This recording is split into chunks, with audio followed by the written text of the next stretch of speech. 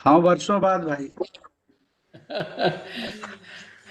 Sir, Arunachal के बाद पहली बार आपको मैं देख रहा हूँ साक्षात। जी, बिल्कुल, बिल्कुल। और मुझे तो याद आ रहा है वो जो यूनिवर्सिटी वर्सेस कॉलेज जो क्रिकेट मैच था। अरे सर। आप बहुत अच्छे क्रिकेट के खिलाड़ी रहे हैं। अच्छा। सर, अभी भी जारी है, खेल रहे हैं सर। बहुत बढ़िया। Professor Tripathi, if you sir are ready, we can start. जी sir, just I I I sir.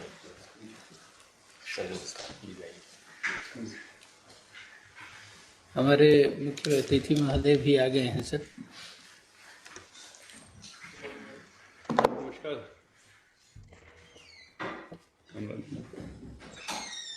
दिखाई नहीं दे रहा होगा।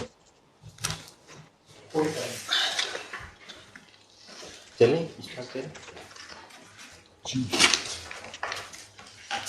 मिश्रा सर हमारे निदेशक महोदय तो जुड़े हैं हम लोगों से हमारी अभी।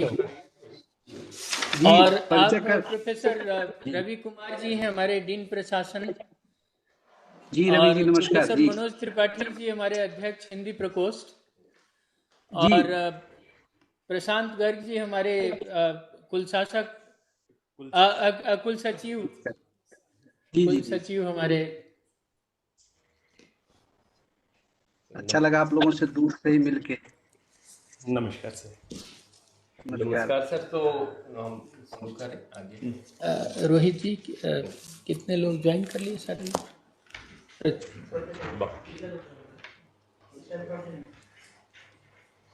वो तो यूट्यूब लाइव पे आएंगे लोग, तो वहां से काउंट नहीं कर सकते आप। भाषा और संस्कृति की विविधता और बहुभाषावाद के विषय में जागरूकता को बढ़ावा दिए जाने के लिए प्रतिवर्ष मनाए जाने वाले अंतर्राष्ट्रीय मातृभाषा दिवस कार्यक्रम में भाग लेने वाले आप सभी लोगों को मैं प्रोफेसर मनोज त्रिपाठी हार्दिक स्वागत करता हूं। इससे पहले कि यह कार्यक्रम आगे बढ़े, इस संस्थान के कार्यक्रम आयोजन से पूर्व दीप प्रज्वलित कर प्रकाश रूपी ज्ञान के प्रसार की परंपरा को निभाने के लिए मैं इस कक्ष में उपस्थित राजभाषा प्रकोष्ठ के पूर्व अध्यक्ष प्रोफेसर नागेंद्र कुमार जी, कुल शासक प्रशासन प्रोफेसर रवि कुमार जी, कुल सचिव श्री प्रशांत गर्ग जी एवं अन्य लोगों को 2 गज की दूरी बनाए रखते हुए दीप प्रज्वलन हेतु आमंत्रित करता हूं। कृपया आप लोग आए तथा नियत दूरी बनाए रखते हुए इस उदांत परंपरा का निर्वाह करें।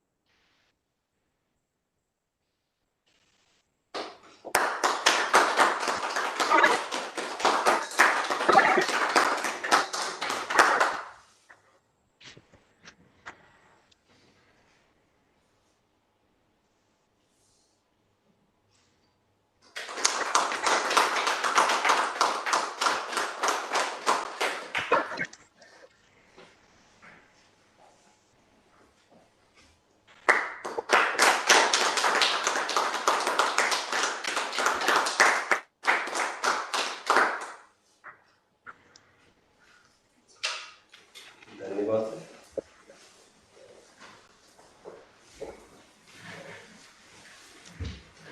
अब मैं यहाँ उपस्थित गणमान्य लोगों से कुलगीत गायन के लिए आग्रह करूंगा। उपस्थित सभी लोगों से विनम्र अनुरोध है कि कुलगीत के लिए कृपया अपने अपने स्थान पर खड़े होने का कष्ट करें।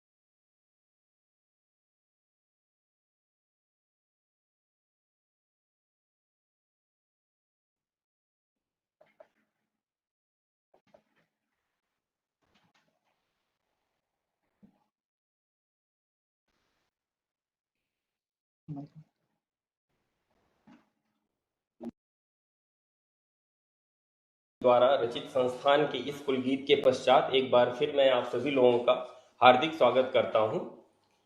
यहाँ हमारे लिए बहुत गर्व के अवसर है कि मॉरिशस स्थित विश्व हिंदी सचिवालय के महासचिव प्रोफेसर विनोद कुमार मिश्र जी मुख्य अतिथि के तौर पर यहाँ आभासी रूप से हमारे बीच उपस्थित हैं। मैं भारतीय प्रौद्योगिकी संस्थान रुड़की की ओर से आपका हार्दिक अभिनंदन करता हूं। हमारे लिए यह भी अत्यंत सम्मान का विषय है कि इस कार्यक्रम की अध्यक्षता संस्थान के निदेशक प्रोफेसर अजीत कुमार चतुर्वेदी जी द्वारा की जा रही है। आज के अपनी अत्यंत व्यस्त दिनचर्या के बीच से समय निकालकर आप इस कार्यक्रम में भाग ले रहे हैं। इसके लिए मैं विशेष रूप से इस कार्यक्रम के आयोजन समिति तथा हम सब की ओर से आपका आभार प्रकट करता हूं। बंगला भाषा आंदोलन के दौरान 1952 में ढाका में हुई हत्याओं की स्मृति में अनेक वर्षों तक यह दिन बांग्लादेश में मनाया जाता रहा। अपनी मातृभाषा के प्रति लोगों के प्रेम और इस बलिदान को याद रखने के क्रम में ही 1999 में यूनेस्को द्वारा प्रतिवर्ष 21 फरवरी को अंतर्राष्ट्रीय मातृभाषा दिवस इंटरनेशनल मदर लैंग्वेज डे मनाए जाने की घोषणा की गई। विविध भाषाओं, विविध संस्कृतियों और उनमें बसी बौद्धिक विरासत के संरक्षण के उद्देश्य को अपने भीतर संजोने तथा विविधताओं को प्रतिष्ठा देने वाले इस दिन का हमारे देश के लिए कितना अधिक महत्व है, यह आप स्वयं समझ सकते हैं। इसको देखते हुए भारत की नई शिक्षा नीति में सभी भारतीय भाषाओं को विशेष महत्व दिया गया। प्रत्येक वर्ष अंतर्राष्ट्रीय मातृभाषा दिवस के आयोजन के लिए एक नई थीम रखी जाती है। वर्ष 2021 की थीम शिक्षा और समाज में समावेशन के लिए बहुभाषिकता को प्रोत्साहन दिया जाना है। इस हमारे संस्थान में अनेक भाषाभाषी के लोग रहते हैं। विचार किया गया इस दिवस के कार्यक्रम में अधिक से अधिक भाषाओं के लोगों की सहभागिता सुनिश्चित की जाए। ऑनलाइन रूप से यह सब करने में कुछ विलंब हुआ, जिसके चलते कार्यक्रम 21 फरवरी से थोड़ा पीछे खिसकाना पड़ा। इस कार्यक्रम के बारे में मेरे मन में एक विचार उठा कि मदर टंग के बजाय मदर लैंग्वेज डे क्यों कहा जाता है। मदर टंग और मदर लैंग्वेज में क्या अंतर है? यहाँ अंग्रेजी के प्रोफेसर नागेंद्र कुमार जी और अन्य विद्वान उपस्थित हैं। वे इस विषय में बेहतर बता सकते हैं, परंतु इस संबंध में मेरी जो समझ है वह इस प्रकार कि मदर लैंग्वेज वास्तव में वह भाषा होनी चाहिए जिसमें बोलना, समझना और काम करना हमें सुविधाजनक लगे। हमारे संस्थान में अनेक भाषाभाषी प्रोफेसर हैं। उनकी अलग अलग मदर टंग है, परंतु लंबे समय से अंग्रेजी में काम करते करते अब हम में से कुछ साथी तकनीकी विषयों को समझने और उन पर अपने ज्ञान की अभिव्यक्ति के लिए अपनी मातृभाषा के बजाय अंग्रेजी में काम करना अधिक सुविधाजनक महसूस करते हैं। तकनीकी जानकारी के मामले में चाहते हैं कि वह हमें अंग्रेजी में ही दी जाए तो बेहतर। शायद मदर लैंग्वेज से आशय यही है कि language in which person is most fluent. परंतु इस सब बहस से परे हटकर सबसे महत्वपूर्ण बात है आज के दिन का उद्देश्य, यानी सभी भाषाओं को सम्मान देना और उनका साथ साथ संचित परंपरागत ज्ञान राशि और बौद्धिक संपदा का व्यापक मानवता के हित में संरक्षण एवं संवर्धन। आज के दिन मैं सभी लोगों से यही अपील करना चाहूँगा कि वे न केवल सभी भाषाओं का सम्मान करें, बल्कि अधिक से अधिक भाषाएं सीखने का भी प्रयास करें। मैं आज के दिन यह सूचना भी देना चाहूँगा कि हमारे संस्थान की वार्षिक पत्रिका मंथन को अब अर्धवार्षिक कर दिया गया है। अब उसके एक वर्ष में 2 अंक निकला करेंगे। निदेशक महोदय के निर्देशानुसार संस्थान के लोगों द्वारा इस पत्रिका में हिंदी में तकनीकी विषयों पर जानकारीप्रद लेख लिखने का प्रयास किया जा रहा है। इस बारे में हमने इसमें अपनी प्रतिष्ठा के अनुकूल केवल तकनीकी विषयों को ही शामिल किया है और उन तकनीकी विषयों में विविध विषय अभियंत्रण से लेकर स्वास्थ्य ज्ञान तक सम्मिलित है। इसके पहले अंक के विमोचन के लिए मैं हमारे मुख्य अतिथि तथा निदेशक महोदय से निवेदन करता हूं। सर, मंथन का कृपया विमोचन करें।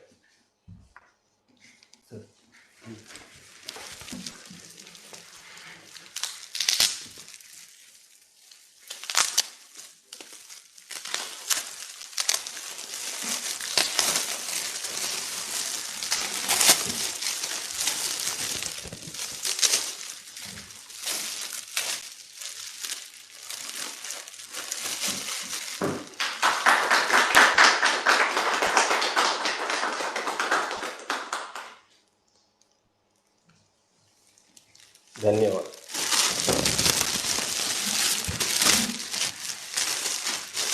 अब मैं बहुत ही आदर के साथ अध्यक्ष संबोधन के लिए माननीय निदेशक महोदय जी को आमंत्रित करता हूं। Sir. Professor Vinod Kumar Mishra, professor Ravi Kumar, dean administration, professor Manoj Tripathi, chairman Rajbhasha प्रकोष्ठ, professor Nagendra Kumar, Shri Prashant Garg ji, registrar, and all the students, faculty, and staff members who are watching this program live on YouTube. I was very happy when I was told that although this function is being organized by Rajbhasha Prakosht, I am not expected to speak in Hindi, but मुझे आज अंग्रेजी में बोलने का आग्रह किया गया।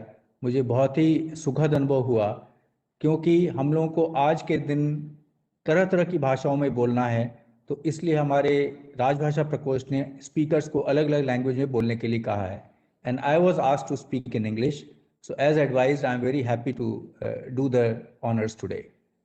It is a matter of great privilege, pride and happiness that IIT Roorkee has such wonderful traditions where we celebrate all the important days, whether celebrated at the national level or at the international level. Each of these days carries a special significance which is required that each one of us is being reminded of that significance.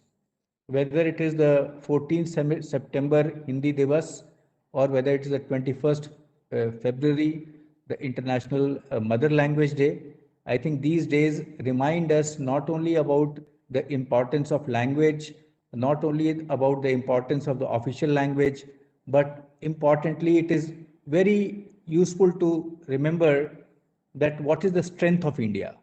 Today is the day when we are all reminded of the various strengths of India, and one of the key pillars on which the Indian nation, the Indian culture, the Indian civilization rests, and that is the diversity in the languages. I think today is the day to celebrate that, because we encourage the importance to recognize the importance of every mother tongue that is spoken in India or outside. We do recognize that languages, each language has a very distinct flavor, unique flavor, but at the same time, they're all enriching each other. They complement each other. Imagine if the world had only one language, it would have been like a black and white photograph. Because the world has so many languages, so we can borrow the idioms, we can borrow the phrases, we can borrow the anecdotes and the way of writing from different languages and translate them into other languages. So that enriches every language. For example, if a good piece of writing is there in Marathi language, it is translated into English, it enriches English also. And that kind of enrichment would not have been possible if we did not have the other languages. So it is very, very essential that today we remind ourselves that essentially what we are doing today is we are reminding ourselves that it is not only my own mother tongue that is important. It is not only the languages that I know to read and write in that are important. It is important for me to realize that there is a wealth of knowledge. There is a lot of treasure that is residing in other languages which I am not aware of, which I am not familiar with.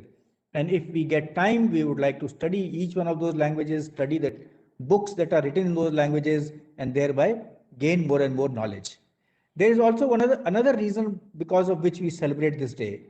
And that reason is that inclusion is a very key driving force of today's global order. For example, when we are talking of the developed world, we say that the developing world should be included in that. When we are talking of the economic order, we say, okay, all economic strata, whether countries, whether societies, whether people, they should all be included in the scheme of things. Sometimes we talk about the digital divide. We say that some people have digital technologies, some people do not have digital technologies. So at every stage, or even something as basic as banking, remember banking sector, Government of India in recent times has driven a very huge program to make banking available to all sectors. And the keyword there is also inclusive. So today is the day to remind all of us that if we want to make our society more and more inclusive, one of the key pillars of that inclusiveness is the language. And if we celebrate International Mother Language Day, that means we are making our society, we are making our country, we are making our world a more inclusive place. Different languages have different number of speakers. For example, Hindi may have some number, English may have some other number, but there are many languages in which the number of speakers is less. But that doesn't mean that that language is small. That doesn't mean that that language can be neglected or ignored. So today we must take a pledge that no, all languages are important, all mother tongues are important, and we must apportion equal significance, equal weightage to all of them. And whenever an opportunity comes, we should not miss that opportunity to nourish them, to enrich ourselves. They in turn will enrich all of us. So with these two thoughts, I think it's very befitting that we celebrate this day in a very, very meticulous manner, very well-planned manner. And even I'm sure Professor Mishra will be very happy to hear that our institute does a lot of competitions in different languages. And today we will be giving competitions to people who have written poetry in Bangla, in Assamia, in Telugu, people who have written essays in different languages. We try to say not to miss this opportunity to recognize all those talents which exist in our campus in different languages. I compliment the leadership of Professor Manoj Tripathi, who has been very untiring in his efforts and always plans in ahead and tries to do a good job of every occasion. So now we all keenly look forward to listening to the wisdom and words of Professor Vinod Mishra. I've heard about him several times. I think today is an occasion when you can learn from hearing from his words on this day. Thank you very much.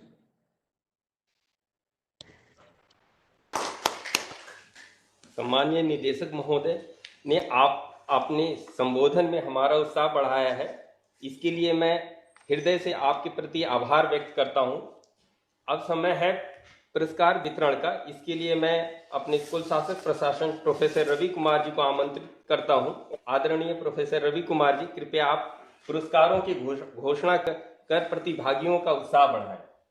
Sir, ये अंतर्राष्ट्रीय मातृभाषा दिवस 2021 के संबंध में आयोजित की गई प्रतियोगिताओं के विजेता प्रतिभागियों के नाम इस प्रकार हैं।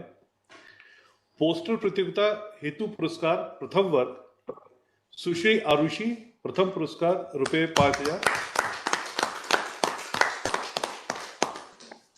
सुश्री प्रिया मीना, द्वितीय पुरस्कार रुपए 3,000।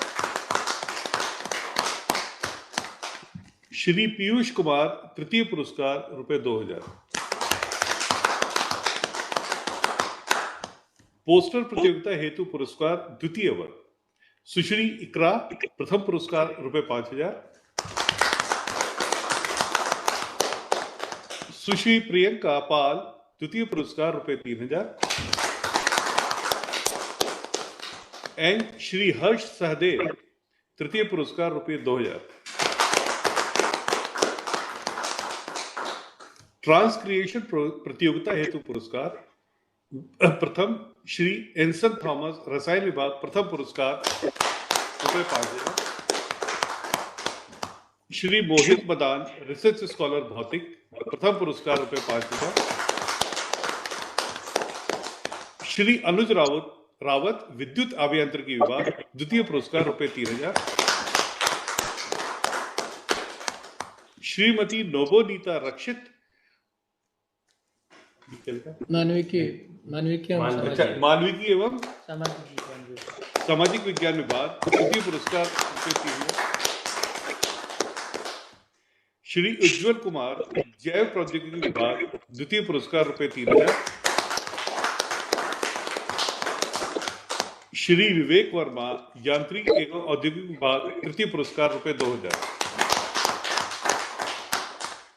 निबंध प्रतियोगिता पुरस्कार हेतु पुरस्कार सुश्री अर्चना कुमारी, जानपद अभियांत्रिकी विभाग, प्रथम पुरस्कार रुपए 5,000। सुश्री मनीषा शुक्ला, जैव प्रौद्योगिकी विभाग, द्वितीय पुरस्कार रुपए 3,000। सुश्री तेजस्वी राज, विद्युत अभियांत्रिकी विभाग, तृतीय पुरस्कार रुपए 2,000। अब कविता प्रतियोगिता हेतु पुरस्कार सर्वप्रथम श्री प्रवीण कुमार, भू विज्ञान विभाग, प्रथम पुरस्कार रुपए 5,000। श्री चंदन ओझा, रसायन विभाग, द्वितीय पुरस्कार रुपए 3,000। अंत में श्री रजत कौशिक, गणित विभाग, तृतीय पुरस्कार रुपए 2,000। धन्यवाद सर। किसी प्रतियोगिता में विजयी होने का अपना महत्व होता है, लेकिन प्रतिभागिता का महत्व भी उससे कम नहीं। विजयी न हो पाने का यह अभिप्राय बिल्कुल नहीं है कि कोई किसी से कमतर है। यह सच तो यह है कि हमें सभी प्रविष्टियां इतनी अच्छी मिली हैं कि हमारे निर्णायक मंडल के लिए यह निर्णय करना ही कठिन था कि हम किन्हें चुने, क्योंकि पुरस्कारों के मामले में हमारी एक सीमा है।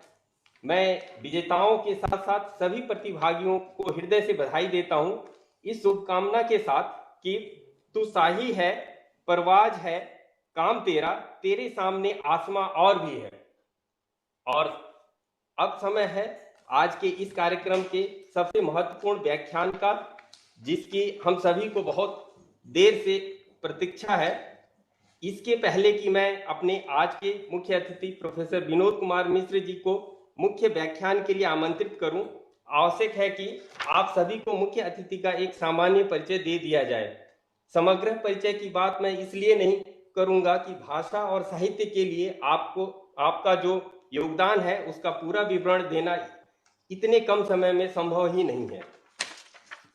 आज के इस परम पुनीत अवसर पर, अंतर्राष्ट्रीय मातृभाषा दिवस पर, हमारे मुख्य अतिथि प्रोफेसर विनोद कुमार मिश्र जी, संप्रति आप मॉरिशस स्थित विश्व हिंदी सचिवालय के महासचिव हैं। इससे पहले आप भारत में भी कई महत्वपूर्ण पदों पर सुशोभित रह चुके हैं। खास तौर पर पूर्वोत्तर भारत में मातृभाषाओं को संरक्षण के साथ साथ हिंदी का प्रचार प्रसार करने तथा घर घर तक पहुंचाने में आपका अत्यंत महत्वपूर्ण योगदान रहा है। पूर्वोत्तर भारत के त्रिपुरा और अरुणाचल प्रदेश जैसे राज्यों में आप हिंदी की सेवा से ही जुड़े कई महत्वपूर्ण पदों पर रहे हैं। पूर्वोत्तर भारत में हिंदी अध्यापन से आपकी संलग्नता 1991 से ही रही है। 1991 के ही अगस्त माह में आप अरुणाचल प्रदेश के पासीघाट स्थित JN शासकीय महाविद्यालय में प्राध्यापक बनकर गए और तभी से आप लंबे समय तक उसी क्षेत्र में बने रहे। 1991 से लेकर 2009 तक अरुणाचल प्रदेश स्थित पासीघाट और ईटानगर के शासकीय महाविद्यालयों में हिंदी विभाग के अध्यक्ष रहे। इसके बाद 2009 से 2016 तक आप त्रिपुरा विश्वविद्यालय के हिंदी विभाग के अध्यक्ष रहे। इसी दौरान जुलाई 2011 से 2016 तक आप त्रिपुरा विश्वविद्यालय के ही अंतर्गत गांधी अध्ययन केंद्र के निदेशक भी रहे हैं। दोनों ही जगहों पर हिंदी अध्यापन एवं इस तरह हिंदी के प्रचार प्रसार के अलावा आपके पास कई महत्वपूर्ण कार्यों का अतिरिक्त प्रभार भी बना रहा। 2016 में दुनिया भर में हिंदी के प्रचार प्रसार के लिए विश्व हिंदी सचिवालय के महासचिव के रूप में आपको मॉरिशस भेजा गया। वैसे यह आपके परिचय का एक पक्ष मात्र है। आपके व्यापक व्यक्तित्व की बात करें तो आपकी वास्तविक प्रतिष्ठा एक साहित्य मनीषी के रूप में है। 1965 में काशी में जन्मे प्रोफेसर मिश्र स्वयं हिंदी, संस्कृत, भोजपुरी, बंगला और अंग्रेजी भाषाओं के विद्वान हैं। अंतर्राष्ट्रीय मातृभाषा दिवस जैसे अवसर पर आपकी उपस्थिति के लिए और भी महत्वपूर्ण हो जाता है कि आप न केवल अपनी बल्कि दुनिया भर की मातृभाषाओं के पोषण एवं संवर्धन में प्रबल पक्षधर हैं। यह मातृभाषाओं के से आपके लगाव का ही परिणाम है कि आपने संत कबीर और गोस्वामी तुलसी जैसे महान सर्वकालिक महत्व के संत कवियों पर बड़े कार्य किए। आपकी दो शोध परक कृतियां इस दृष्टि से अत्यंत महत्वपूर्ण हैं। एक तो सहज साधक कबीर तथा दूसरी साधना के निकष पर कबीर एवं तुलसी। आपने अज्ञेय, नागार्जुन, शमशेर और रघुवीर सहाय जैसे हिंदी के आधुनिक रचनाकारों पर भी उल्लेखनीय कार्य किया। मध्यकालीन काव्य चिंतन पर भी आपका महत्वपूर्ण योगदान रहा है। इन विषयों पर आपकी कई कृतियां प्रकाशित हैं। खैर, इतने कम समय में आपका पूरा परिचय दे पाना तो मेरे लिए संभव नहीं है, न समीचीन है। आगे परिचय की वास्तविक झलक देने के लिए आपका विद्वत व्याख्यान ही पर्याप्त होगा। अब मैं सादर आमंत्रित करता हूं प्रोफेसर विनोद कुमार मिश्र जी को आज के महत्वपूर्ण व्याख्यान के लिए। सर।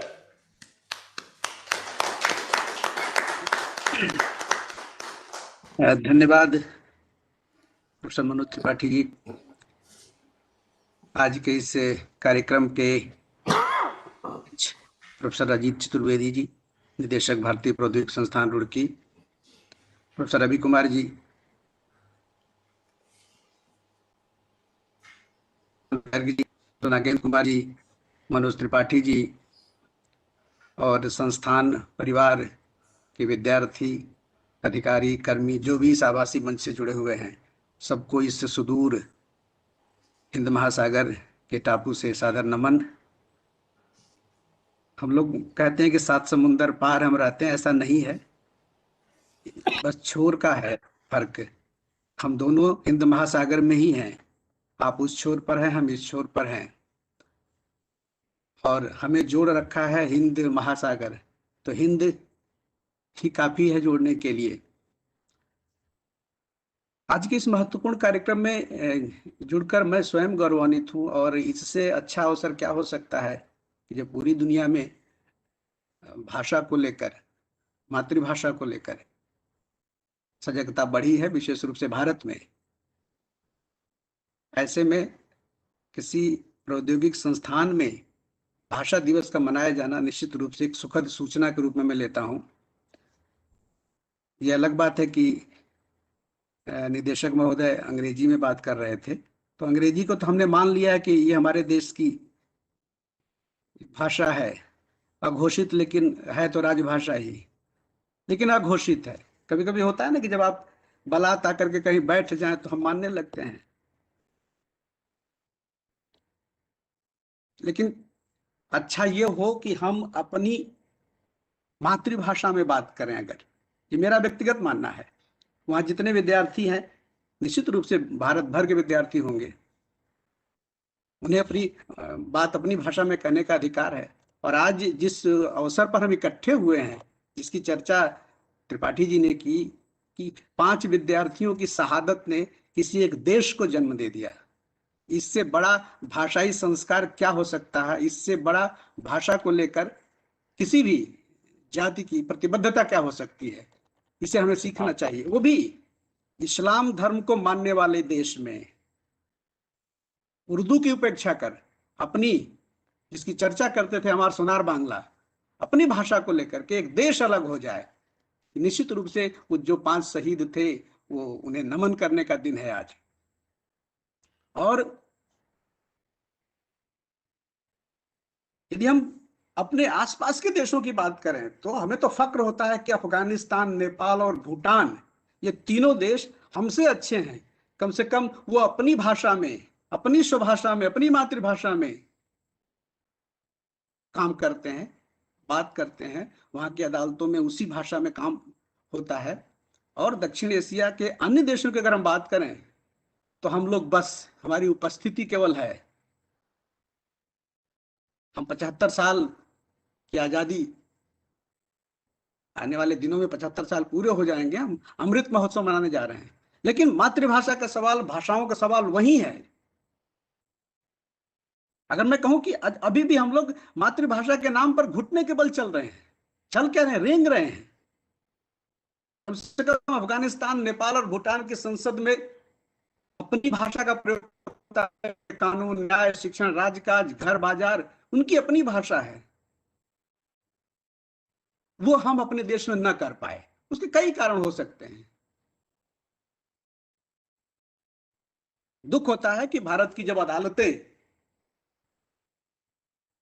कहती हैं कि कोई विवाद उत्पन्न होने पर अंग्रेजी में जो फैसले हैं वो मान्य होंगे, तो फिर भारत में 22 समृद्ध भाषाओं के औचित्य पर सवाल उठता है कि क्या हम निर्णय को भी परिभाषित करने की क्षमता अपनी भाषाओं में विकसित नहीं कर पाए। इतने मतलब विश्व स्तर के प्रतिष्ठान हमने बना दिए, लेकिन उन प्रतिष्ठानों की महत्ता बढ़ी, निश्चित रूप से बढ़ी। हमने दुनिया को दिए, टेक्नोक्रेट दिए, लेकिन हमारी मातृभाषाएं अभी भी वही की वही हैं। जब कोई रहनुमा अपनी मातृभाषा में बात करता है तो सबसे पहले कमेंट यही आता है कि इससे अंग्रेजी नहीं आती होगी। लेकिन जब हम मातृभाषाओं की बात करते हैं तो उनका आशा यह नहीं होना चाहिए कि हम दूसरी भाषाओं को बहिष्कार कर दें, बिल्कुल नहीं। वे अंग्रेजी भी स्वीकार्य है, फ्रेंच भी स्वीकार्य है, संसार भर की भाषाएं, लेकिन हमारे भीतर यह भाव अवश्य होना चाहिए कि हमारी मां से सुंदर किसी दूसरे की मां नहीं हो सकती। दूसरे की मां बेहद खूबसूरत होगी लेकिन हमारी मां से सुंदर नहीं। ये जब तक भाव नहीं आएगा हमें नहीं लगता कि हम अपनी मातृभाषा के साथ न्याय कर पाएंगे। और भारत जैसे विशाल देश में जहां भारत की बहुभाषिकता उसकी शक्ति है, उसकी ताकत है, इसका हम उपयोग करें। जब हम हिंदी दिवस मनाते हैं तो मुझे व्यक्तिगत रूप से पीड़ा होती है। ये भारतीय भाषाओं का दिन है, ये भारतीय भाषा दिवस के रूप में मनाया जाना चाहिए। लेकिन जिन राष्ट्रों में कई भाषाएं अगर हैं तो वहां एक न एक राजभाषा, एक राष्ट्रीय भाषा के रूप में जो एकता और अखंडता को बनाए रखने में और पूरे देश को समग्र रूप से विकसित करने में सहायक सिद्ध हो। और जहां तक विशेष रूप से अंग्रेजी, तो ठीक है, उसकी जरूरत तो है ही, हमें अंग्रेजी से परेशानी नहीं होनी चाहिए। लेकिन अगर भाषा थोप दी जाए, और बड़े विनम्रता से कहूंगा कि घर गांव से पढ़कर निकलने वाले लोग जब आते हैं शहरों में, बड़े बड़े संस्थानों में, तो उन्हें लगता है कि ये भाषा थोप दी गई, क्योंकि ज्ञान के सारे ग्रंथ हमारी भाषा में उपलब्ध नहीं है। इसके लिए हम अपने गिरेबान में झांके हम, और इससे हमारा मनोबल गिरता है, हमारी जो हीनता ग्रंथ थी वो मोटी होती चली जाती है। और अनिवार्यता ने हमें नकलची बना दिया, हमारी मौलिकता को पंगु कर दिया। 100 करोड़ से अधिक की आबादी, 130-140 करोड़ हम होने जा रहे हैं, और हमारे पास एक विकसित भाषा नहीं जिसमें हम विज्ञान की बात कर सकें, तकनीक की बात कर सकें, स्वास्थ्य शिक्षा की बात कर सकें। ये दुखद है। और अगर हम स्वप्न देख रहे हो कि भारत एक महाशक्ति बनेगा, तो दुनिया का कोई भी देश अपने को महाशक्ति अपनी भाषा के बूते बनाता है। अंग्रेजी के जरिए आप वर्चस्व बना सकते हैं, अपना विस्तार कर सकते हैं, लेकिन महाशक्ति नहीं बन सकते हैं। क्योंकि सदियों से भारत की जो राष्ट्रीय अस्मिता की आधारशिला रही, वो भाषा रही है। प्राय सभी राष्ट्र अपनी जो सांस्कृतिक ऊर्जा है उसको अपने देश की शास्त्रीय भाषाओं से लेकर सक्षम बनाते हैं। ये बताने की जरूरत नहीं है कि जब पूरी धरती अंधेरे में थी तो हम वेद के प्रकाश से दीप्तिमान थे, लेकिन ये सिर्फ बताने भर के लिए रह गया है। और इसके लिए संपूर्ण विश्व भारतीय मनीषा का ऋणी भी बना। अनेक उत्कृष्ट महाग्रंथ लिखे गए। हमारे पास सिर्फ अतीत है, वर्तमान हमारा अंधेरे में। और ये जो ग्रंथ लिखे गए वो हमारी भारतीय मनीषा के अनवरत चिंतन और मनन के परिणाम, और भारत द्वारा इन ग्रंथों के रूप में संपूर्ण विश्व जन्म को जो कुछ गया की श्रेष्ठतम सौगात है। इसे पूरी दुनिया मानती है। और हर कृति के मूल में राष्ट्र की हित चिंता रहती है। इतिहास, भाषा, संस्कृति, परंपरा और विचार से ही भाषा की रचनात्मक धारा का प्रवाह सदियों से प्रभावित होता रहा है और आगे होता भी रहेगा। लेकिन इन धाराओं को हमेशा किसी न किसी भगीरथ की प्रतीक्षा रहेगी, ताकि उन्हें सौंपकर हम अपने कर्तव्य और दायित्व का अनुपालन से मुक्त हो सकें। लेकिन बड़ा मुश्किल है आज के समय में भगीरथ का मिलना। भारत अपने देश की प्रतिभाओं को नहीं रोक पाया है।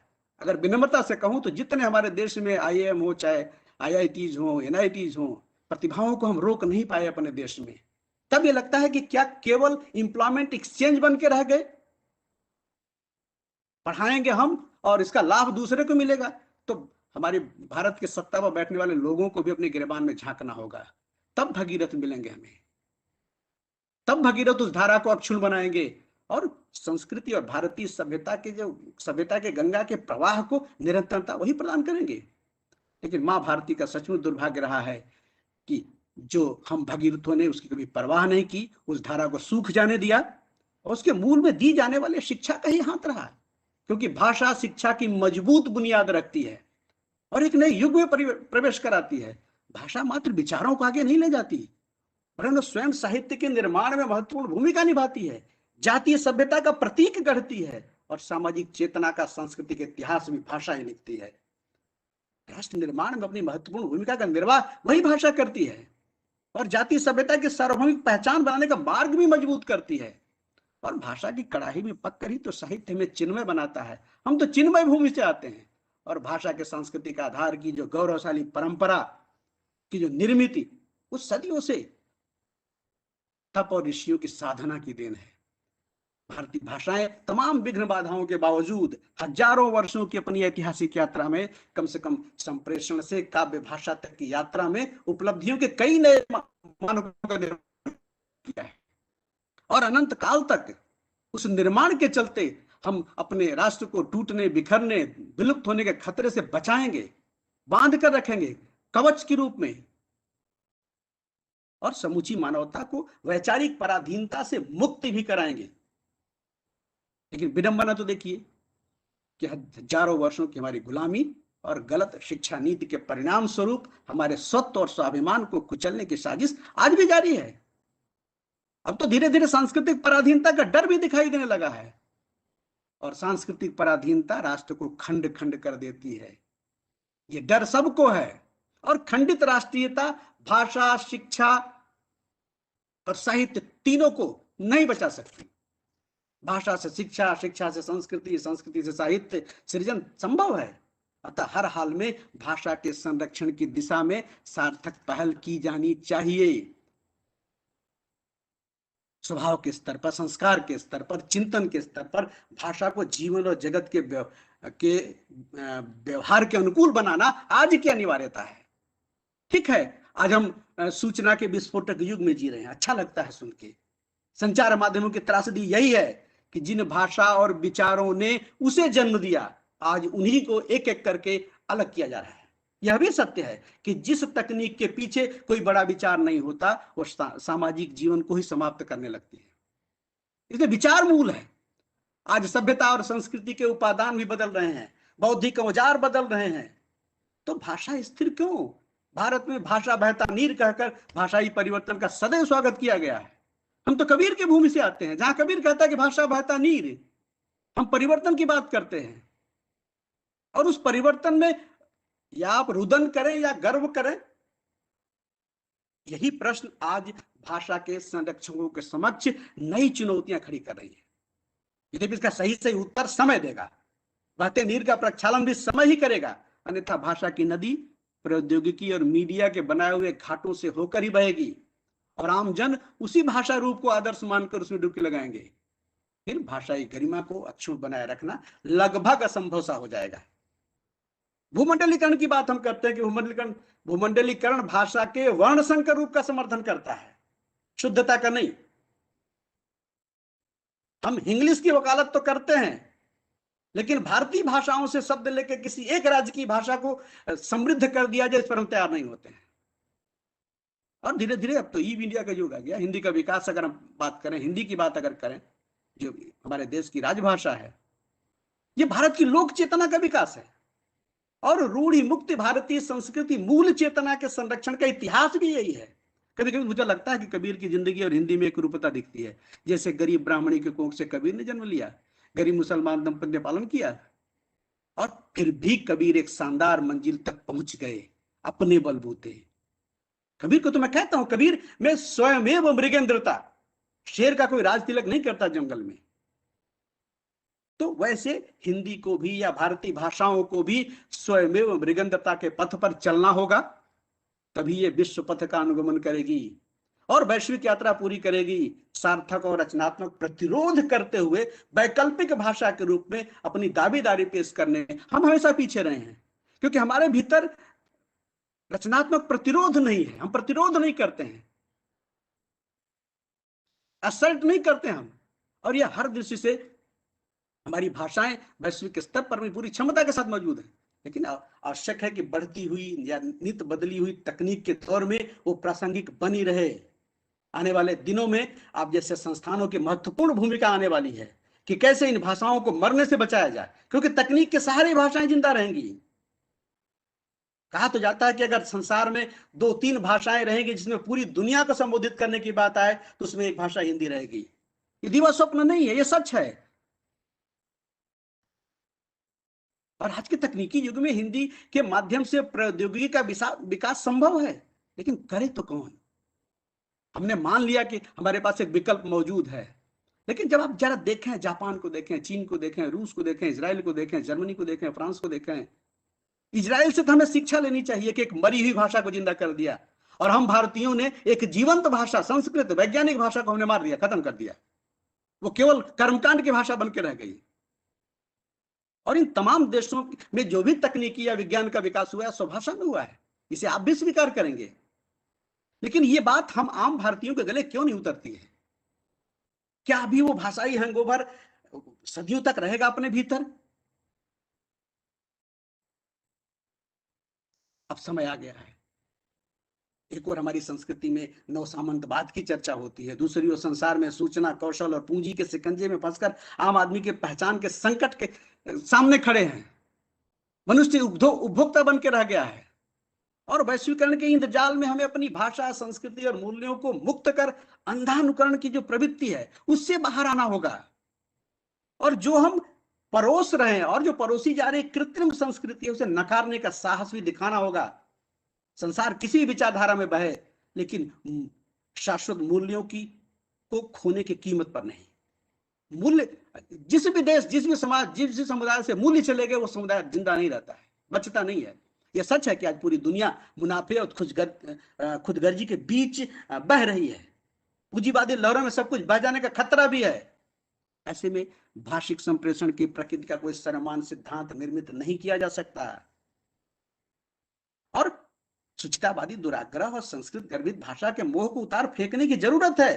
क्योंकि जो भाषाई पगडंडी को राजमार्ग में हम तभी तब्दील कर सकते हैं जब हम सुचितावादी दुराग्रह से मुक्त हों, क्योंकि भाषा की राह गांव की पगडंडी से हो गई गुजरेगी। और अन्य भारतीय भाषाओं से शब्द ग्रहण करें, क्या परहेज है उसमें? लेकिन नहीं, लेकिन इसका अभिप्राय यह नहीं होना चाहिए कि अराजकता की स्थिति आ जाए। जी नहीं, बिल्कुल नहीं। तथाकथित जो संप्रभु भाषा है उसकी बैसाखी के सहारे खड़ा करना, उस भाषा की स्वाभाविक गरिमा और उसके मौलिक स्वरूप को लहूलुहान करना होगा। चाहे वो अंतरराष्ट्रीय बाजारवाद की लहर हो या तथाकथित अभिजात्य की भाषा की मायावी जो व्यूह रचना है उसको तोड़कर सतत जागरूक और गरिमावान रहना। आज हम वैश्विक स्तर में कहता हूं कि सांस्कृतिक विकलांगता का दौर आ चुका है, और ऐसे में भाषाई विकास और उसके प्रति निष्ठा को बरकरार रखना एक बड़ी चुनौती होगी। किंतु जब वर्चस्ववादी और अभिजात्यवादी भाषाई संस्कृति अपने पांव पसार लेगी, तब हम सदियों से पोषित अपनी भाषा, अपनी संस्कृति की जो महान विरासत है संभवतः बचा पाने में असमर्थ हो जाएंगे। और यह अनुत्तरित प्रश्न यक्ष प्रश्न की तरह हमेशा हमारा पीछा करेगा, हमसे उत्तर की प्रतीक्षा करेगा। भाषा की ठोस सामाजिक सांस्कृतिक मनोभूमि एवं जो रचनात्मक वैशिष्ट्य है उसके आलोक में उसके विकास की अनंत संभावनाओं की पड़ताल किए जाने की जरूरत है। और पराजित मनोवृत्ति किसी भी कौम को भाषा के समक्ष उत्पन्न कठिन चुनौती से मुकाबला करने के लिए खड़ा नहीं कर सकती। और हम तो हजारों वर्ष तक गुलाम रहे, हम तो पराजित रहे ही हैं। अतः अपने भीतर वो भरोसा और आत्मविश्वास उत्पन्न करना होगा जो खोया हुआ और आहत भाषाई स्वाभिमान है वो वापस। कब तक औपनिवेशिक दासता के हैंगओवर में रहेंगे हम?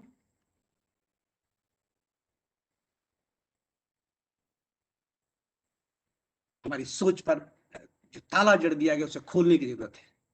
हमारी जो प्राचीन शिक्षा पद्धति, उदात्त सांस्कृतिक परंपराओं को जो धूल में मिला दिया गया था उनको खड़ा करने की जरूरत है। हम सभी जानते हैं, हम सभी पढ़े लिखे लोगों के बीच में बात करें, शिक्षा के बड़े केंद्रों से ही क्रांति की वैचारिकी विकसित हुई, इतिहास साक्षी रहा है। और उस शिक्षा के बड़े केंद्रों को हाशिए पर रख दिया गया, उन्हें या तो नष्ट कर दिया गया या निस्तेज कर दिया गया। विदेशी आक्रांताओं को यह भली भांति पता था कि दुनिया की कोई भी बड़ी क्रांति ऐसी नहीं रही है जिसके मूल में विद्या के बड़े केंद्र न रहे हों। ऐसे अवसर पर क्या तक्षशिला के उस आचार्य की याद नहीं आएगी आपको कि तक्षशिला के एक आचार्य उठता है चाणक्य और यवन आक्रमणकारियों के राहें बदलने के लिए मजबूत कर देता है, और गांव के सामान्य से बच्चे को उठा करके चक्रवर्ती सम्राट बना देता है, जो अपनी देश की सीमाओं का विस्तार करता है, सुरक्षित भी करता है। इस बात को लॉर्ड मैकाले ने भली भांति जान लिया था, इसलिए उसने कहा था कि भारतीय शिक्षा नीति में आमूलचूल परिवर्तन किए बगैर हम उपनिवेशवाद की मजबूत आधारशिला नहीं रख सकते। उसका डर बराबर बना रहा है। वो कहता है कि मैं नहीं कह सकता कि भारत राजनीतिक रूप से हमारे अधीन रह पाएगा, लेकिन इतना मैं अवश्य कहना चाहूंगा कि यह देश राजनीति की आजादी पाने के बाद भी अंग्रेजी मानसिकता, सभ्यता और भाषा की दास्ता से कभी मुक्त नहीं हो पाएगा। कितनी सफल भविष्यवाणी उसकी थी। वस्तुतः भाषाई दास्ता हमारी सोच को कुंठित कर देती है तथा स्वभाषा या निज भाषा में चिंतन करना दूभर हो जाता है, क्योंकि पराजित मन, पराजित राज्य, पराजित राष्ट्र तब तक पराजित नहीं होता जब तक वो अपनी सांस्कृतिक विरासत को संरक्षित करता है। ये चाणक्य कहता है। किंतु अनुभव यह कहता है कि विजेता के संस्कार व डरवश तथा लोभवश वह उसकी संस्कृति को स्वीकार कर लेता है, उसकी स्वीकार कर लेता है, उसके खान पान पहनावे को स्वीकार कर लेता है। फिर जो हम कहते हैं कि विद्या ही मुक्ति का मार्ग दिखाती है, लेकिन जब विद्या के केंद्र रहेंगे तब तो विद्या मुक्ति का मार्ग दिखाएगी। फिर कैसी विद्या और कैसी मुक्ति? लोकतंत्र की व्यवस्था में हमारी सारी अपेक्षाएं सरकार से होती हैं। कम से कम शिक्षा जैसे महत्वपूर्ण विषय को सरकार के भरोसे छोड़ना यह अनुचित होगा। यह विचारणीय विषय है। और असंवेदनशील अंग्रेजियत से प्रेरित सरकारें अपनी चाबुक से शिक्षा का संचालन करना चाहती है। मैं अंग्रेजियत की बात करता हूं, मैं अंग्रेजी भाषा की बात नहीं करता हूं, उस मानसिकता की बात करता हूं। उनका मानना है कि शासन को सुचारू रूप से तभी संचालित किया जा सकता है जब विचारधारा विशेष की चासनी में पगी शिक्षा व्यवस्था कायम रहेगी। फिर जनता की भाषा और सत्ता की भाषा के बीच बड़ी खाई बन जाएगी। शासन तंत्र अपनी सहूलियत के हिसाब से शासकीय भाषा को लादने और थोपने का उपक्रम करता है।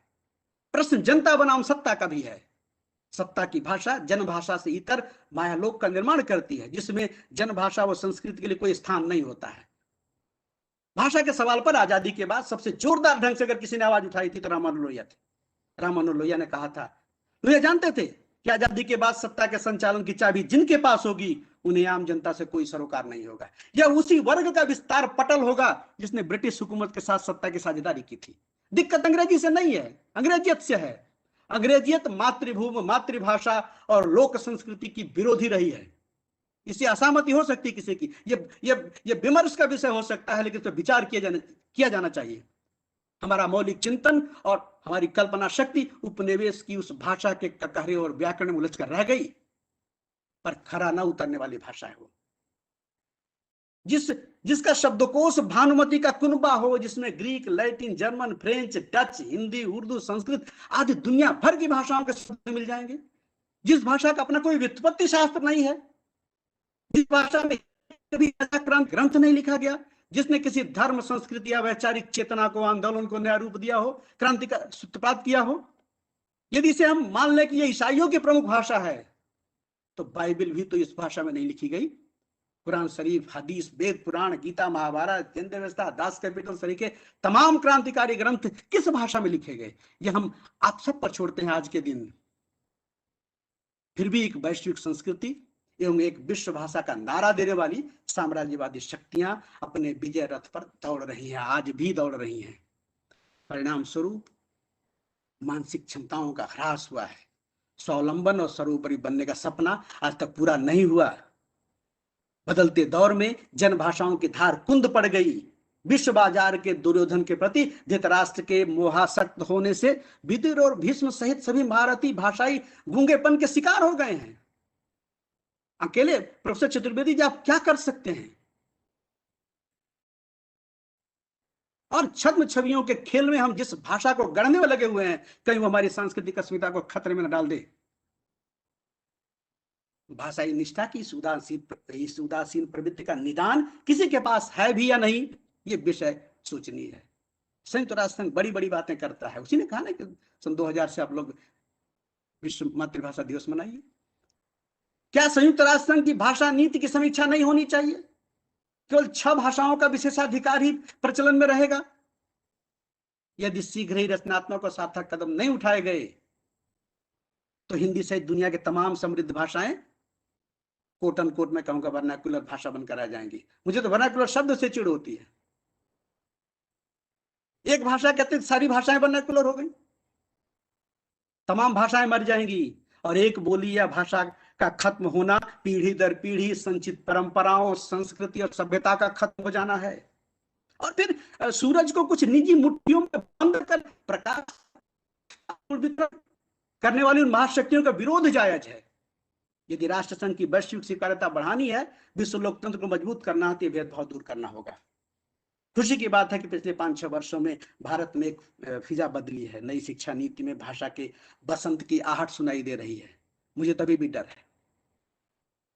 स्वदेशी, स्वावलंबन, स्वभाषा, स्वशिक्षा, स्वशासन, ये शब्द घिस गए थे, लेकिन फिर ये शब्द प्रचलन में आए हैं। इन शब्दों की बात तो बाल गंगाधर तिलक 1905 में किया करते थे। राष्ट्रीय शिक्षा नीति की बात उन्होंने 1905 में की थी। तिलक के मरे 100 साल हो गए।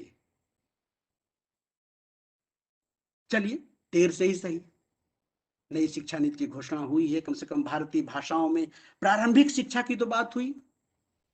73 वर्ष लग गए भारतीय भाषाओं के अस्तित्व को स्वीकारने में। 73 वर्षों में भाषाएं ढकेल दी गई थी हाशिए पर,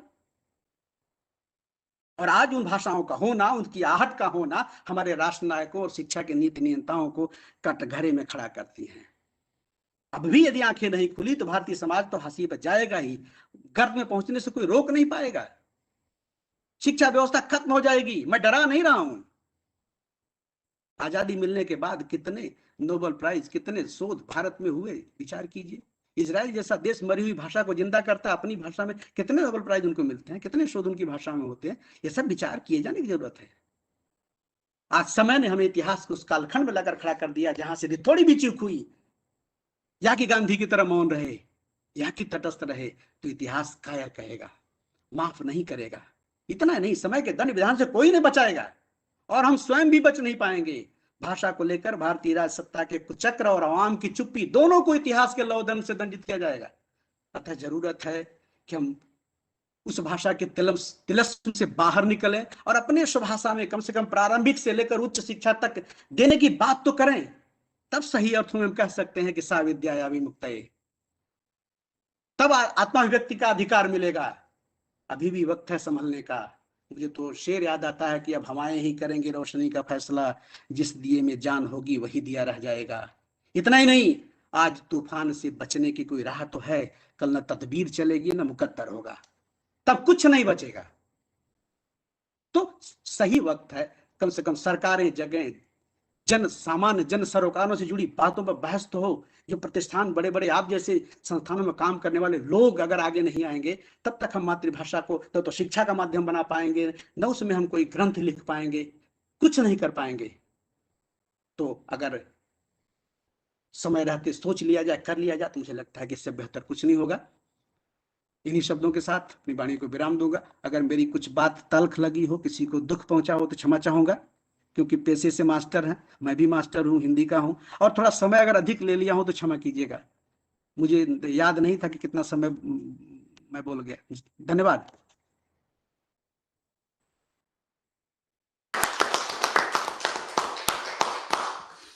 धन्यवाद सर। बात बोलेगी हम नहीं, भेद खोलेगी बात ही। शमशेर जी की इस कविता के संदर्भ में बेशक दूसरे हो सकते हैं, लेकिन इस सारगर्भिक बयान के व्याख्यान के बाद अब मेरे कहने के लिए तो कुछ बचा नहीं। यह हमारा सौभाग्य है कि हमारे बीच मानविकी विभाग के आचार्य नागेंद्र कुमार जी मौजूद हैं। प्रोफेसर नागेंद्र वैसे आचार्य तो अंग्रेजी के हैं, लेकिन हिंदी से आपका बहुत पुराना और बड़ा गहरा लगाव है। मैं इस जिक्र का लोभ नहीं छोड़ पा रहा हूं कि हमारे आज के कार्यक्रम के मुख्य अतिथि प्रोफेसर विनोद कुमार मिश्र जी भी आपका बड़ा पुराना परिचय है। अब बिल्कुल अधिक समय ना लेते हुए मैं प्रोफेसर नागेंद्र कुमार जी को आमंत्रित करता हूं वो धन्यवाद ज्ञापन के लिए।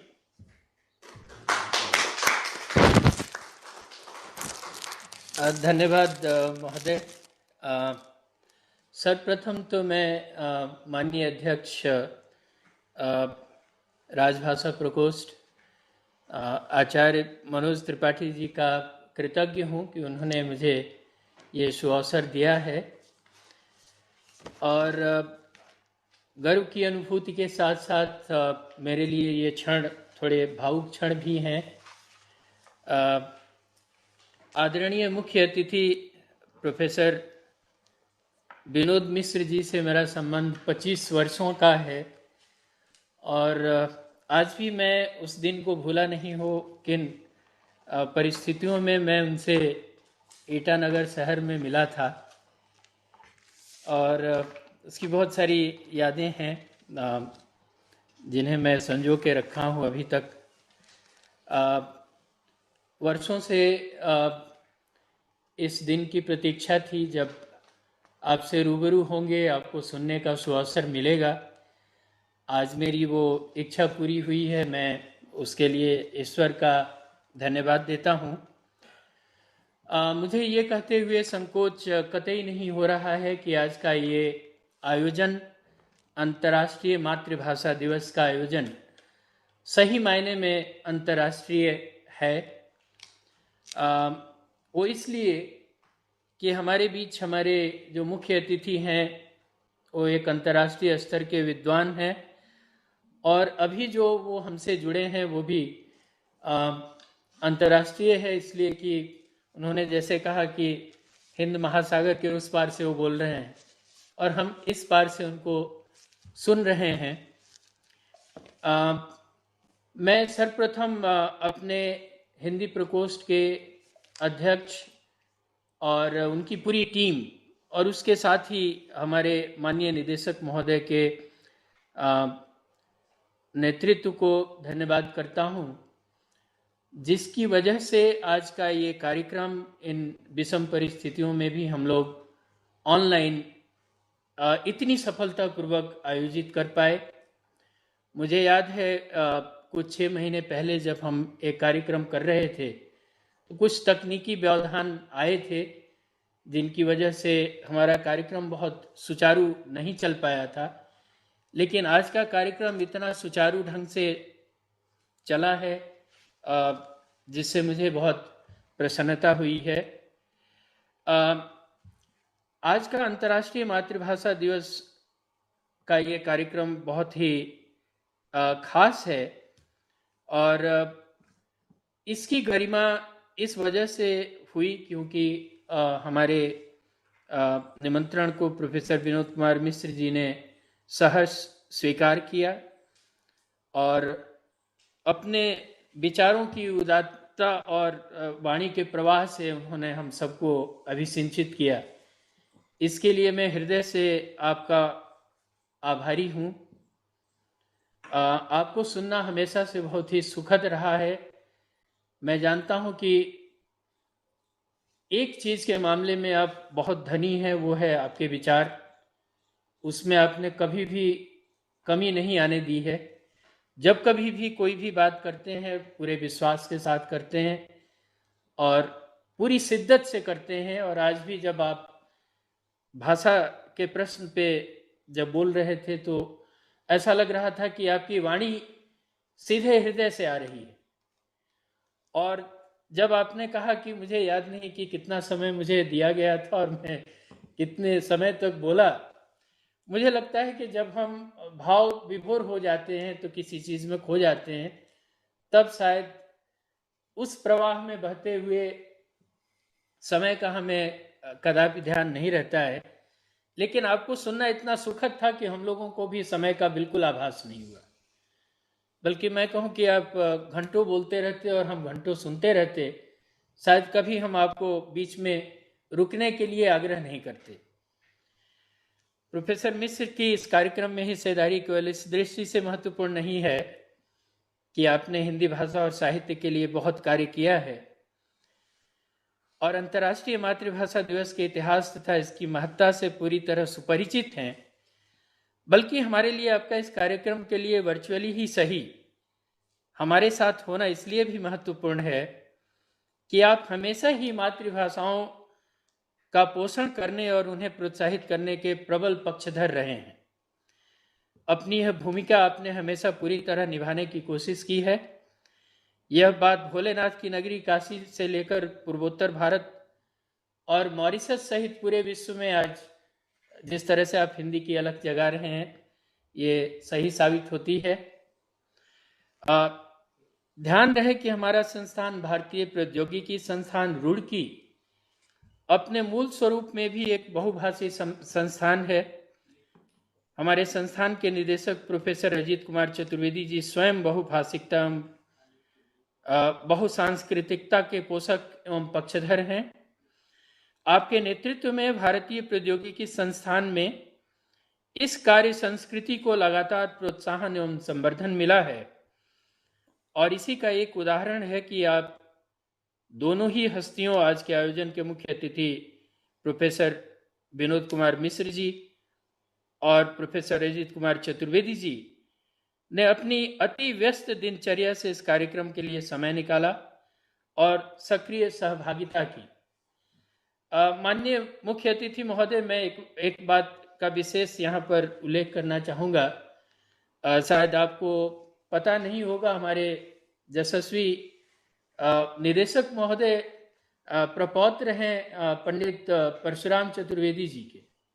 चूँकि संत साहित्य पे आपने इतना कार्य किया है तो मैं जानता हूँ कि आप परशुराम चतुर्वेदी जी को बहुत सघन उनका अध्ययन आपने किया होगा, तो आप उन्हीं के प्रपौत्र हैं और इसलिए आपका हिंदी के प्रति सहज अनुराग भी है। लेकिन आपके मन में एक थोड़ी सी चिंता ये होती है कि चूंकि हमारे संस्थान में कुछ अंतर्राष्ट्रीय विद्यार्थी भी हैं और भारत के भी विभिन्न कोने से विद्यार्थी आते हैं, तो उन तक पहुंचने के अंतर्द्वंद में आप एक ऐसी भाषा का चयन करते हैं जो आपको लगता है कि उन तक पहुंचने में सहायक सिद्ध हो सकती है। तो ये एक कारण है। और यद्यपि कि आपकी हिंदी भी उतनी ही सुदृढ़ और अच्छी है जितनी कि आप अंग्रेजी बोलते हैं, जिसमें बल्कि और अच्छी है, और आप पसंद भी करते हैं हिंदी में बोलना। आप दोनों के लिए की यह सक्रिय सहभागिता हमारे लिए अविस्मरणीय रहेगी और एक अखिल भारतीय व्यवस्था एवं बहुभाषी संस्थान होने के कारण मैं यहाँ उपस्थित और इस प्लेटफॉर्म पर वर्चुअली जुड़े सभी साथियों से अपील करना चाहूँगा कि आप सभी लोग अधिक से अधिक भाषाएं सीखने का प्रयास करें। अगर हम बहुत अधिक न भी सही तो कम से कम अपनी मातृभाषा और राष्ट्रीय संपर्क भाषा के अलावे जिस किसी भी क्षेत्र में जाएं उसकी भाषा को सीखने का प्रयास अवश्य करें। और इसका एक ज्वलंत उदाहरण है कि हमारे बहुत सारे संकाय सदस्य जो दक्षिण भारत से आते हैं या पूर्वोत्तर से भी आते हैं, बंगाल से आते हैं, आसाम से आते हैं, कुछ समय के पश्चात मैं देखता हूं कि वो हिंदी में इतने सहज अवश्य हो जाते हैं कि सबके साथ संपर्क भाषा के रूप में हिंदी का इस्तेमाल करने लगते हैं। तो मैं सबसे एक बार पुनः आग्रह करूंगा कि आप जहाँ कहीं भी जाएं वहाँ की भाषा को सीखने का प्रयास अवश्य करें। आवश्यक नहीं है कि हम अन्य भाषाओं में भी पूरी दक्षता प्राप्त कर सकें, लेकिन कम से कम सामान्य ज्ञान तो हासिल कर ही सकते हैं। यदि एक भाषा का हमें अच्छा ज्ञान हो और कम से कम 2-3 भाषाओं का काम चलाऊ ज्ञान भी हो तो यह न केवल हमारे लिए सुविधा बढ़ाता है, राष्ट्रीय एकता और अखंडता में भी इसकी बहुत बड़ी भूमिका होती है, खास तौर पे भारत जैसे राष्ट्र के लिए जहां हम बहुभाषा भाषी संस्कृति के लोग हैं। और मुझे पता है माननीय मिश्र जी पूर्वोत्तर में रहे हैं और पूर्वोत्तर की कई छोटी बड़ी भाषाओं का भी उन्होंने अध्ययन किया है और असमिया भी उसी शिद्दत से बोलते हैं जैसे हिंदी बोलते हैं, अंग्रेजी बोलते हैं। और ये हम भारतीयों का सौभाग्य है कि हम सभी को कम से कम 2-3 भाषाएं तो आती ही हैं, जैसे हमारी मातृभाषा हिंदी और अंग्रेजी, संस्कृत और भी जो हमारी कुछ क्षेत्रीय भाषाएं हैं वो हम सभी को आती हैं। तो मैं स्वयं भोजपुरी भाषी हूँ और लोभ संवरण नहीं कर पा रहा हूँ। कम से कम मैं एक वाक्य में अपने मुख्य अतिथि का भोजपुरी में भी धन्यवाद करना चाहूँगा, चूँकि वो भी भोजपुरी भाषी हैं। आज के ये कार्यक्रम में आप हम सबके निमंत्रण के सहर्ष स्वीकार कैनी और अपन उदात्त भाषण से हम सबके गदगद कैनी, एकरा खातिर हम सब आपके प्रति आभारी बानी, नतमस्तक बानी और बहुत बहुत धन्यवाद।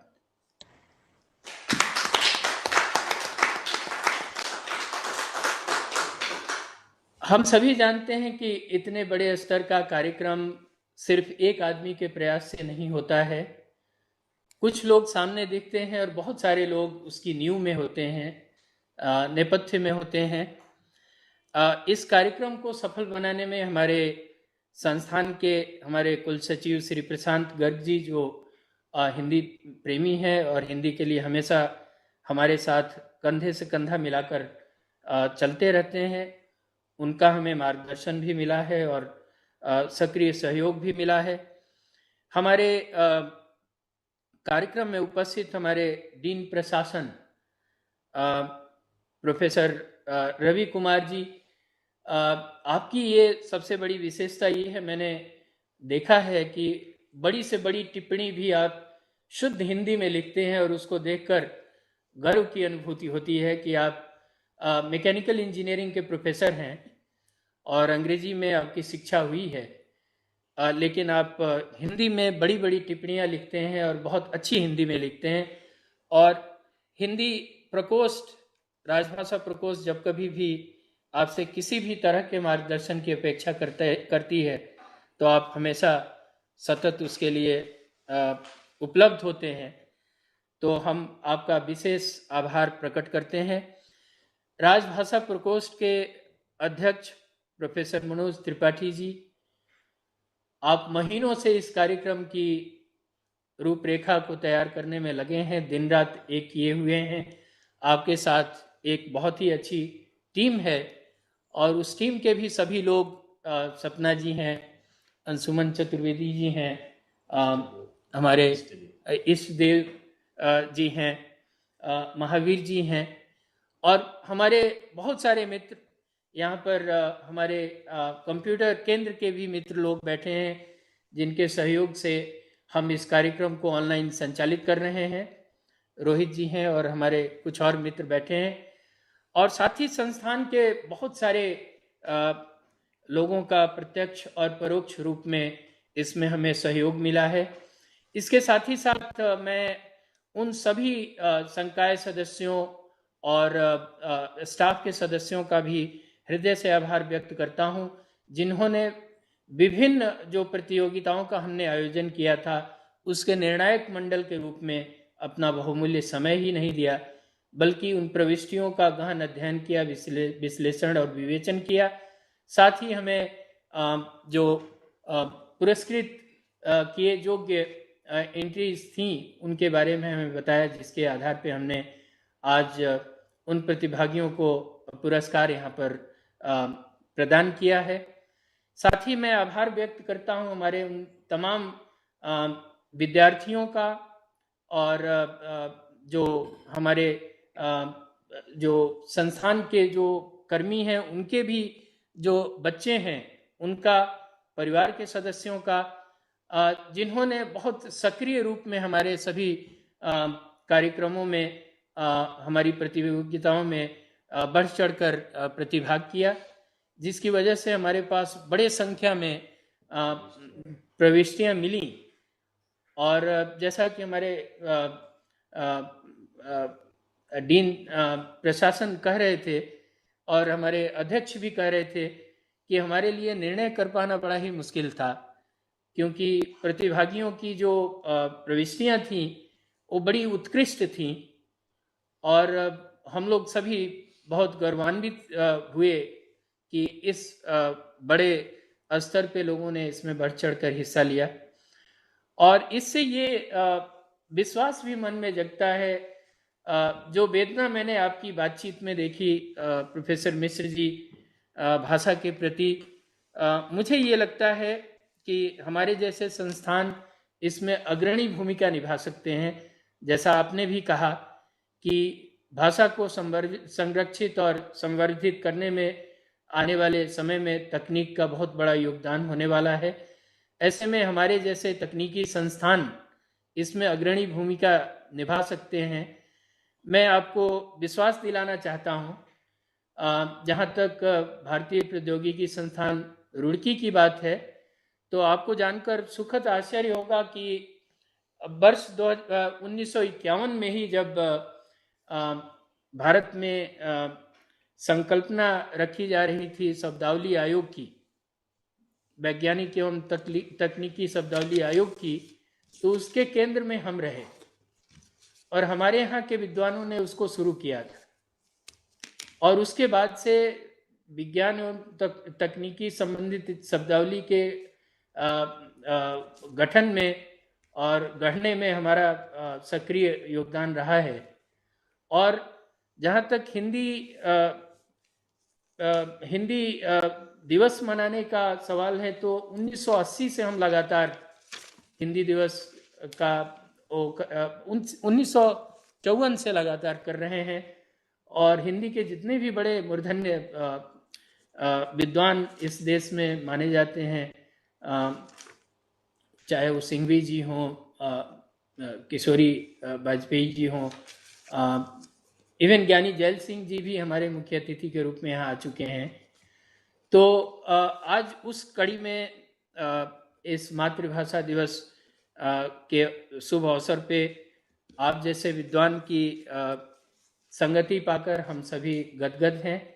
और एक बार पुनः मैं हृदय से आपका आभार व्यक्त करता हूं संस्थान की तरफ से, और मैं सभी का आभार व्यक्त करता हूं जिन्होंने अपना बहुमूल्य समय इस कार्यक्रम के लिए निकाला है। धन्यवाद।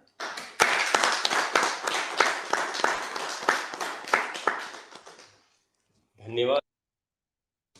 धन्यवाद सर। इसे समाप्त करते हैं। धन्यवाद। नमस्कार। सबको धन्यवाद।